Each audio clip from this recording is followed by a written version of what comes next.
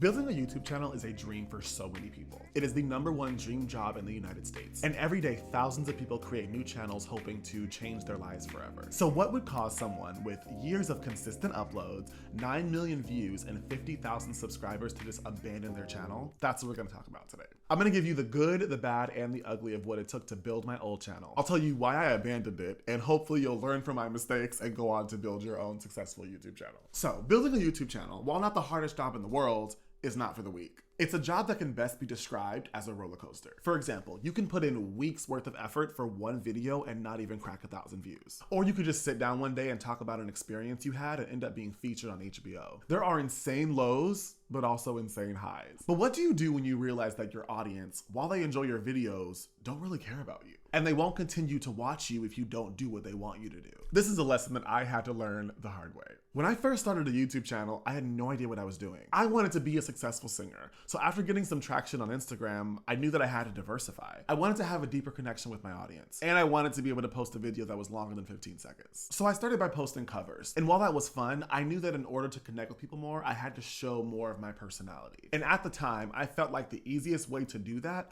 would be to start posting reaction videos. Making reaction videos would, 1, show off my personality and hopefully make people smile. 2, it would leverage trending topics to attract like-minded people. 3, I would be able to share my music knowledge and my musical talents so people knew that I knew what I was talking about. And 4, over time, people would learn more about me and want to support me in my other endeavors. It seemed like a win-win. So I went headfirst into posting as many reaction videos as I could. It started with just, music videos and new song releases, but that changed quickly when I realized something. I could get way more views by not just limiting myself to just music. So then I started to react to any viral video that I came across. And to be honest, it worked. My channel was growing rapidly. I was getting thousands of new views and subscribers every single month. One of my videos even almost hit 1 million views. It was such a rush, it felt so validating. I will never forget that feeling. But this is when I learned the first lesson that completely changed the way that I thought about YouTube. All views aren't created equal. In my mind, the more subscribers that I got, the more successful that I was. The more people watching my content and engaging with it, the more subscribers that I would get. And the more subscribers that I would get, the bigger my channel will get. And the bigger my channel was, the more money that I would make. It just made sense. And while technically all of that is true, there is still a huge problem with that strategy that I didn't realize until it was too late. If having a lot of views is your end goal, you can always just buy them. You would save yourself the trouble of having to make videos consistently and build a channel from scratch.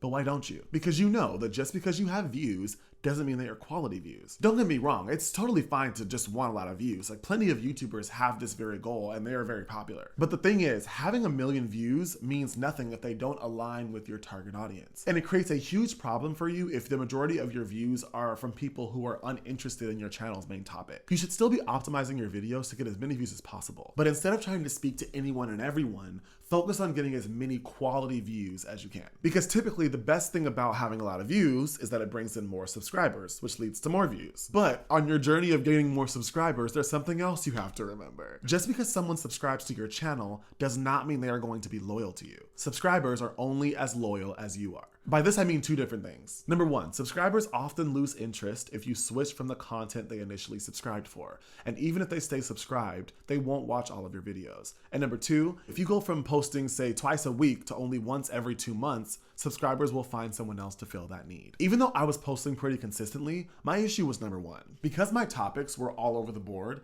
I was bringing in subscribers from all over the board. In a few words, the audience that I was building was fractured. Some videos brought in people who liked pop music. Some brought in people who just wanted to see reactions to their favorite creators. And others brought in people who just wanted to hear me tell stories about my life. Now, these are all valid, but doing them all on the same channel was the mistake. People never knew what to expect from me. So eventually it was hard to grow the channel past a certain point. Because for every new subscriber that I would get, I would lose another one who didn't get what they signed up for. And for the people who did say subscribed, they only watched the content that they were interested in. So if they signed up for story times and I posted a music reaction, they wouldn't watch it. And them not clicking on it or them clicking on it and then leaving right away basically told YouTube the video is not good and they shouldn't push it to anyone else, which then hurt my channel overall. Now the algorithm has changed since, but that's the way that it was back then. So how did I fix this issue?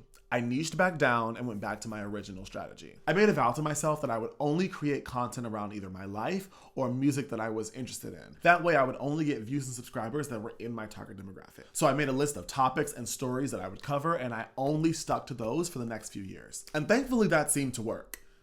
That is until I started to fall back into old habits. Over time, I noticed that certain topics would get more views than usual. And because getting more views is so enticing, I did what every YouTube guru tells you to do, and I saw what was working and I doubled down on it. But what you talk about is what you're linked to.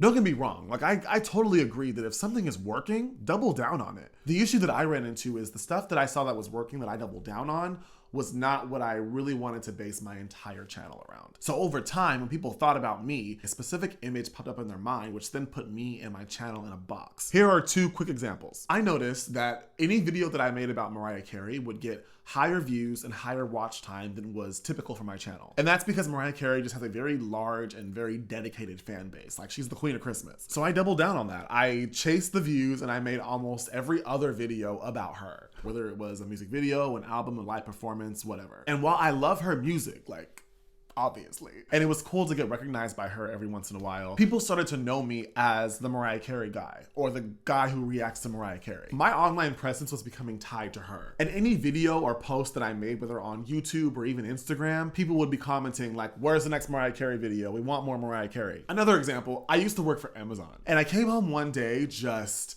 pissed off about what I was experiencing on the job. And the way that I express myself is through video. And so it just made sense to come home and sit down and make a video just talking about all the crap that I was going through. It was different than my normal content, but I just wanted to share a story. Well, that video ended up taking off. I don't think Amazon saw it, thankfully. It was the most money that I had ever made from one video, both through AdSense and because I got paid to be featured in a segment on HBO. That whole experience was incredible. But now I was getting new subscribers expecting more videos like that. More entertaining story times about my time at Amazon. There was even a couple of people who recognized me in public as oh, you're the Amazon guy. Oh, you worked at Amazon. Now if my goal was to be the Mariah Carey guy or the Amazon guy, I would be thrilled. Ecstatic, but it wasn't. So then I felt hindered making content from that point on, because I knew that from then on, any video that I made that was not about Mariah Carey or Amazon, people wouldn't be interested in. And I would slowly lose subscribers with each new video upload. And this leads me to my last point that you have to understand if you want to be a success on YouTube. You can only build on a solid foundation. Your goals for your channel need to be clear from the start. Who are you making videos for? Are you making videos just because you enjoy it? What are your content pillars? What would you like to do with your channel in the long run? You have to stay flexible with your content and try new things, but you also need to establish clear goals from the beginning. That way you don't get distracted during your journey and fall off course. If your goal is to make Mr. Beast style videos that are based around stunts and challenges, your focus should be getting a high click-through rate and just getting as many views and as much watch time as possible. But if you're making, say, educational tech content, your focus should be staying current with the latest releases and making sure you're one of the first to cover them. There are different strategies for different channel types, and without knowing what your long-term goal is, you can't then make decisions based on what is best for your channel. Now, what I don't want you to do is to use my mistakes as a reason to not start your channel or to give up on it entirely. What I do want you to do is to learn from my mistakes, apply it to your own channel, and or get started as soon as you can. YouTube isn't getting any easier, and more people flood to this platform every single day because they all understand one thing. It may not be easy, but if you can win the game of YouTube,